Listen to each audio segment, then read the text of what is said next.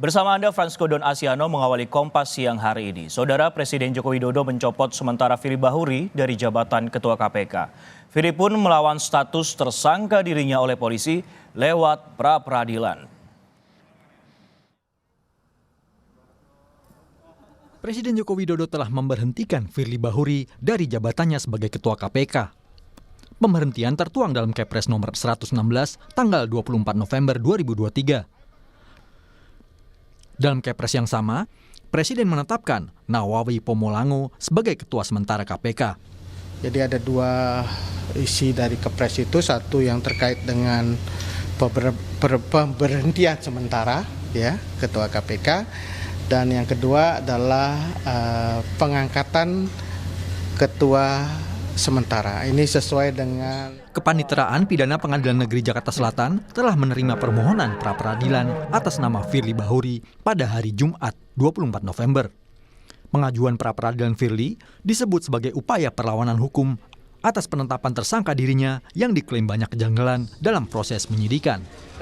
Kepanitraan Pengadilan Negeri Jakarta Selatan, Kepanitraan Pidana, telah menerima permohonan pra-peradilan dari pemohon atas nama Firly Bahuri oleh Ketua Pengadilan Negeri Jakarta Selatan. Telah ditunjuk hakim tunggal yang akan menangani perkara pra-peradilan tersebut, yaitu Ibu Emelda Herawati SMH, dan hakim tunggal yang telah ditunjuk tersebut telah menetapkan hari sidang pertama, yaitu pada hari Senin tanggal 11 Desember.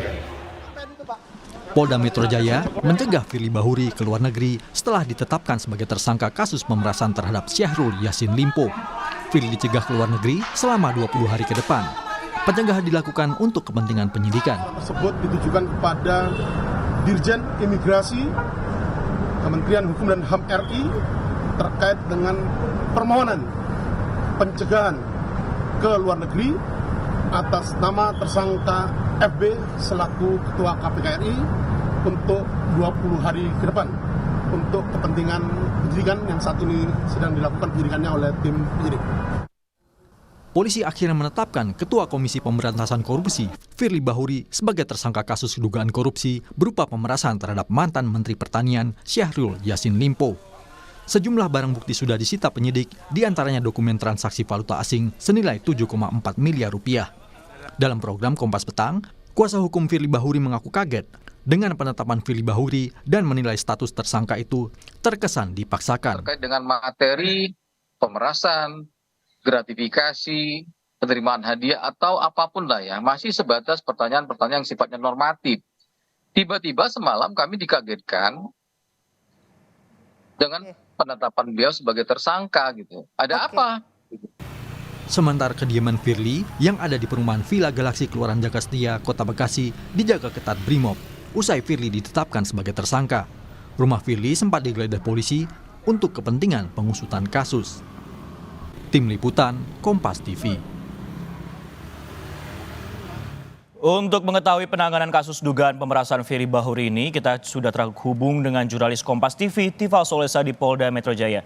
Tifal, selamat siang. Lantas bagaimana status pencekalan terhadap Firly Bahuri saat ini?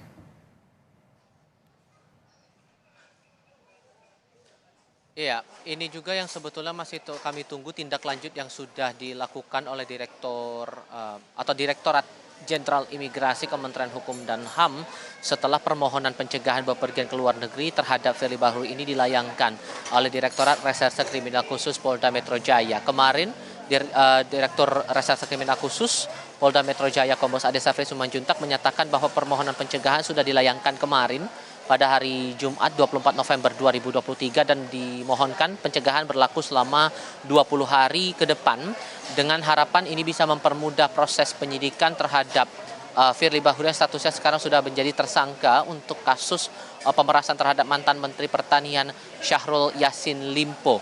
Nah, untuk pergerakan kasus juga masih terus dijalankan penyidikannya sampai dengan saat ini. Bahkan ada rencana untuk minggu depan bakal diperiksa para pimpinan di jajaran Komisi Pemberantasan Korupsi ini sebagai saksi untuk menggali lagi keterangan lebih banyak, memperdalam lagi penyidikan dari kasus pemerasan ini yang dialami atau yang dilaporkan pertama kali oleh Syahrul Yassin Limpo. Syahrul beberapa kali sudah dijalani pemeriksaan selaku terlapor atau pelapor dalam kasus ini, dan juga Firly Bahuri juga sudah menjalani masa pemeriksaan sebelum proses penyidikan ini ditetapkan begitu oleh pihak Polda Metro Jaya, dan sampai dengan sekarang kami juga masih menantikan apakah ada penjadwalan khusus untuk Firly Bahuri menjalani proses pemeriksaan dengan status barunya saat ini sebagai tersangka dalam kasus pemerasan. Hal lainnya juga, Sisko, yang kami cermati sampai dengan saat ini atau yang saya cermati untuk penyidikan kasus ini adalah terkait dengan penahanan.